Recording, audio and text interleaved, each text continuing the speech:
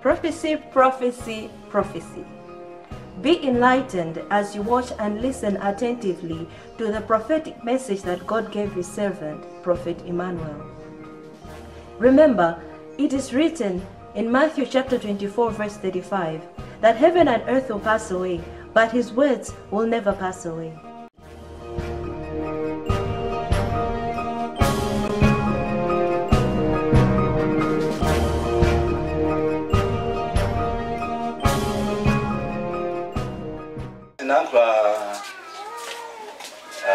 Saturday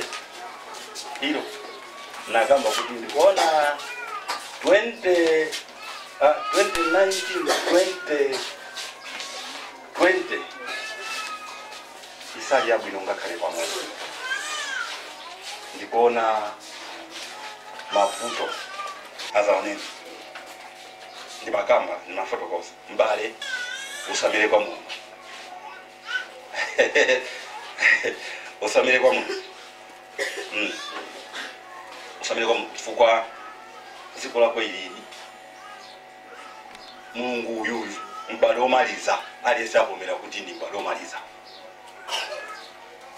uno mbale omaliza aliyese avomera kuti uno ndi mbale omaliza uno tisanafike pa zinjoyi zathu za masiku atatu zili kozi kusogolo kwathu ndikuona 2020 ndi 2019 wako uno uko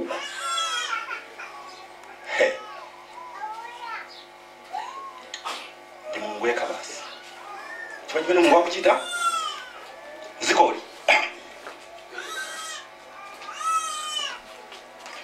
achumwa chawo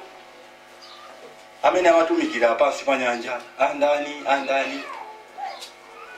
ife ana amene timati ndi ana Mulungu tikunama bona vuto kukhala ziwiri zimene ziliko kale kuti uli kuthupi ndi uli kuzi ndeso zikhala ziwiri kuthupi ndi kuzimu ndikuona zikoli of course ambika wiki yatha ndezi kupita abe akulibweza zikola pansiri likubwezedwa choncho likubwerera ndiye pamene likubwezedwa mkatimu kuli magulu akutentha sitimamva mufanana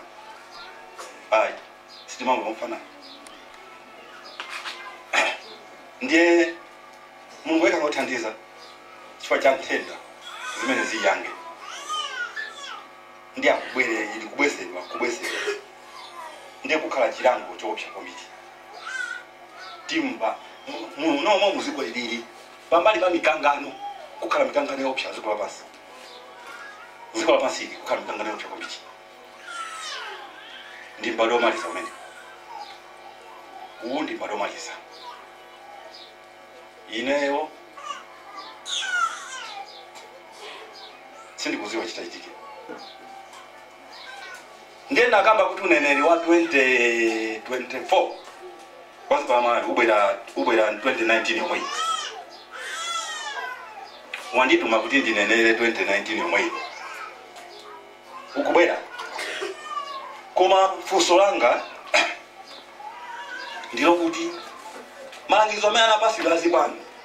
chifukwa Mulungu anandipasa malangizo kuti basi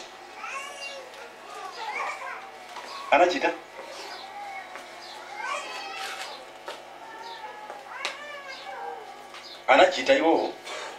uneneri ukubwera panopo sindikuziwa anangondiuza kuti ndikupasa uneneri wa 2024 ndipo chitika 2019 yomwe chimene ndadabwa ine chona kuti 2019 2020 21 22 23 24 ndi 5 years ndi miezi ndiyeno Mulungu afuna afotokoze pano pakati pachita chiketi chake zikutanthauza ndodala amene wachita bwino pamene Mulungu amalangiza zikutanthauza amene wayikidwa kale pofika siku limene uneneri ubwere amene ndi amene ayende chifukwa Mulungu akangoyankhula wayankhula sichisinthaso chimenechi ngati ndizoona kuti ndi mulungu atituma apite pa YouTube pakayang'ane ngati ndiye sichisinthaso chimene choti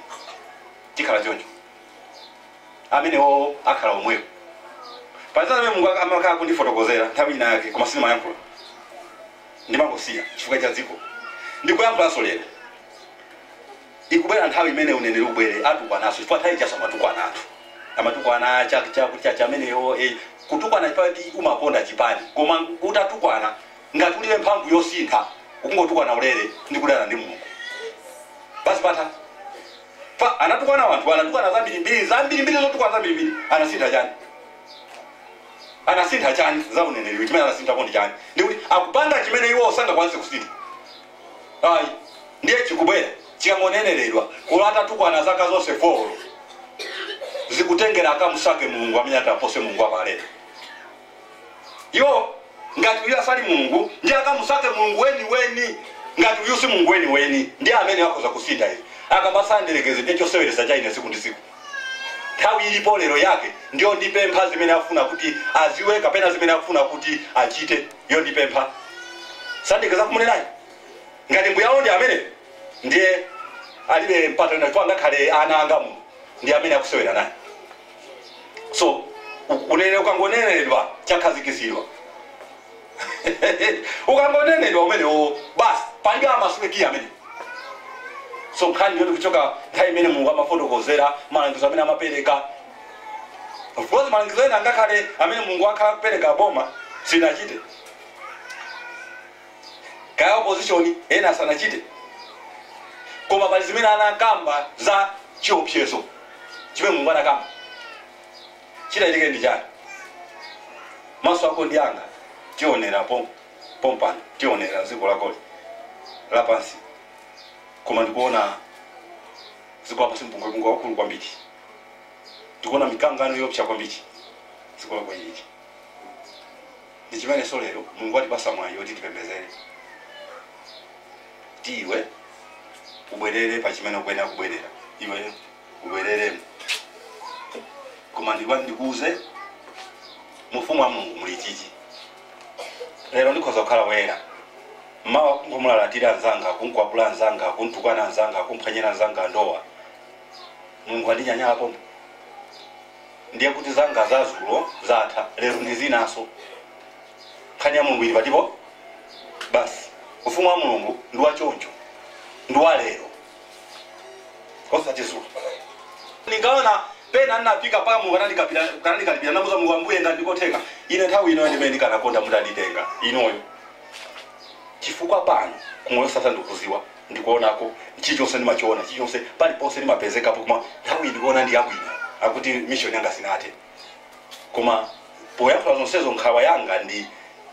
siku naliyonse ndikuena kuliopa seconds inanso ndikuena kuopa ukupanga chani iwe ndi ane bako chifukwa zimenezo ndimene ili nkhani mulongo wanga mbale wanga ulibe ulamuliro akufunika ndi Mulungu lero titane kwa Yehova ziko ndikisa chito chimene nakamba unene wa 2019 lipolonganizika mavuto akula kwambiri likuchepesedwa pene lilekeza sinikuliziwa likufinyidwa akulibeza chocho akulibeza ndiye mkhala kutentha koma kutentha kukhala kosiyana chifukwa cha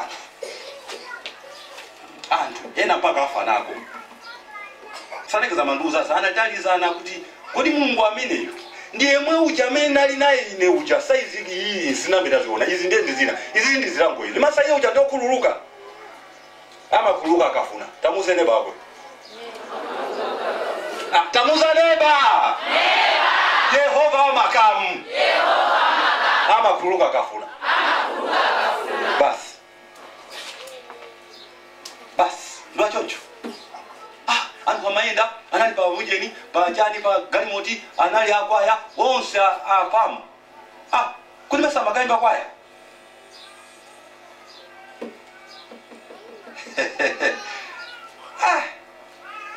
ndatokoza kwambiri koma ndimati ndikuuze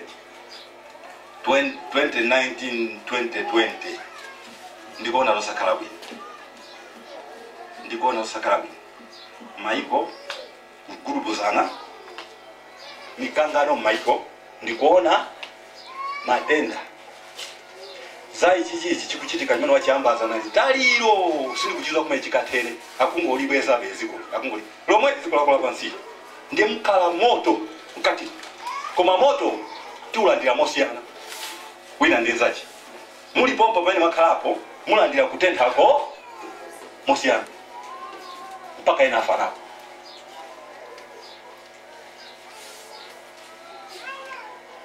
mbado malisa Mungu akuti iyeyo Mungu akuti amuzi wa watu kuti ndi Mulungu ndi ntchito zake iyeyo ndiye tizipanga choncho lero abwera mtokona kuti anangozo amapemphera kwambiri mamawa ndowa zitatu waphwanya pampope anangozo omwemweyo siku lina lakeli abweraso chachitika chani akuti ati alapa ndikuuza amakhuluka akafuna usaganize kuti aliyense amene wagwada pansi ambuye mutikhuluke ndiye kuti nthawi yomweyo aliyense amangotaniyeyo paliwe nasakhululukidwa Mose anapempha mbuye anawa mwakhululukire anati ayi mpaka anang'amba nthaka ndikuwatani kodi Mulungu otani yemwe ameneyo okuluka napha 1000 ya watu kwa miza pansi ndiye mwe mamumisa mtima Farao mulile woyamba wachiwiri wachitatu kumumisa mtima kuti ndikufuna kuti aziwe mukamachoka akayatazwa kuti ineyo ndi mapanga zaso pano ndipo ndine opya namba 10 anthu anyamuka kupita ndikumumisa mtima alondole ndi umeneyo magaleta ndi anyamata cholinga cha Mulungu akandiziwe pa nyanja iyi akandiziwe apa anawamiza ndi ngamia zanakwa chani anyamata wanali antchito anakwa chani magaleta anakwa chani chili chonse chinamira awa anthu kauza nyamukani musaninu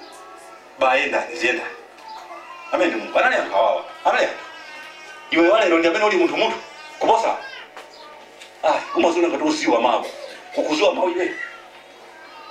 kuziwa kuwereka sikuziwa mawu kuziwa machaputa kutolera machaputa mutu kuti nzako akakuuza chaputa ichi iwe ndikumpindira chaputa china ndeni kuziwa mawu ayi mawu kwena kwaziwa ngati uli mawumo mawu alionse amene umaziwa uzichita mawuwo ndiye kuti akuyankhula ndiwe osati iwe ndiwauza wena faiwe si Mulungu ukwena kuchita mawu amene ndi abambo tiziwerenga mwabata Bible kali Qur'an moleza pang'ono ndimayankhula ndiwena nkati kunena kuti pamene mwafika ponena kuti Mose anapanga ichi Aroni ndodo yake inamera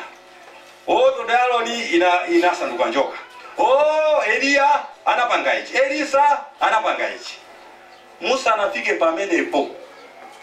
poti Elisa anawapanga wanthu okukhala akhungu ndikuwatenga kupita nawo kwa mfumu Musa anafike pamenepo mubwerere muyang'ane Elisa kuti Mulungu amumvere amapanga chani mubwerere mbuyo muyang'ane Elisayo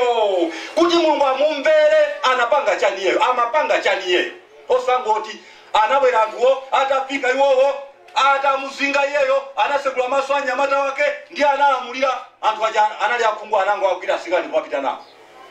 ungosaka chokoma umusake Elisa kuti zimenezi Mulungu azimumvera amapanga chani zimene amapanga zimene kufunika iwe ngati ufuna Mulungu akutani kodi iweyo osango yabapo basi Mulungu wa Elisa amene munapangisa anthu blind pa phiri paja mupanga chodabwisa iwe